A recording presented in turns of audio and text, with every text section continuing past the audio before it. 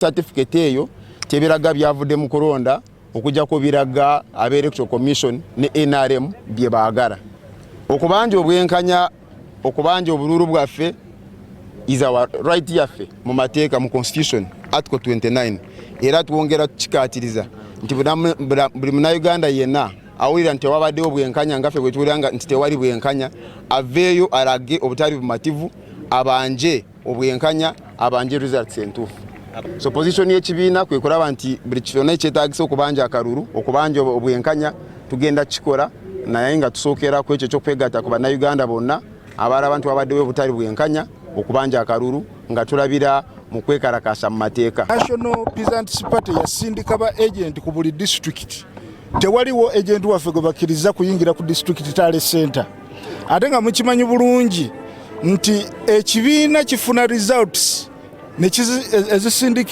ezikuŋŋaanyiziddwa okuva wansi okuva ku district nesindika wano ate tubadde tugatta polling station. Kakati twebuuza mwami Byabakama lwaki yabadde alemesa abantu baffe okuyingira mu district tale centers. N'olwekyo Omuganda agamba nti abantu bafaanagana n'abo be bafaanaganya n'ab'emize. Era ffe tugamba nti Munnayuganda ekiseera kye ekyokunyigirizibwa kibadde kikoma leero. Olwaleero basazeewo okurepinga okusalawo kw'Abannayuganda nga mukimanyi nti article 1 ya ssemateeka egamba power belongs to the people.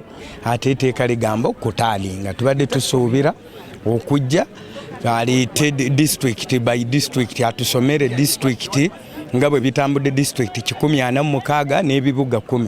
Naye kitwewuunyiza nti omusajja abadde ajja okuva lwakuna lwe twalonda ng'asoma busomi ebintu by'oba abadde abijjawa kyova olaba ne bw'obadde omutunuulira mu feesi nga mwenyamifu si musanyufu. Ate ze abaddewo nga nkiikiridde muganda wange Elton Joseph Mabiriso wa Conservative Party. Efe ng'aba Conservative Party tetutaalinze ku results okujjako yayogedde ebibye era njagala kusaba Bannayuganda tuze tukyogera lunye nti bwe kinaagaana ekiddako kati mulindirire pulezidenti waffe eddakiika ntono ajja kutubuulira kyetuzaako era kyanayogera kyetuzaako bw'anaagamba nti tukole kino kyetugenda okukola ng'aba Conservative Party. Naye ate njagala nakubasaba abandaba ku KTV nti olwokuna lwa wiiki eno gye tuyingira kwe kulondebwa kwange nga kansala LC 541 Kawa West. Wano we twaze ku National Talent Center mwami Byabakama ajja n'abeera nga ali mu kyaki abuulira enjiri n'amaana afuluma endiga tezirina mukisa kubuuza kibuuzo nti pasita oba faaza ensonga eno gy'obadde onnyonnyola nze saagitegedde oba wandinziriddemukko. Bannaffe tulowooza nti nga abakiikiridde ba candidates ab'enjawulo twandibadde tuzze wano ng'oli kunsomera nti ebivudde mu kitundu ky'Ejjinja mulimu polling stations 5.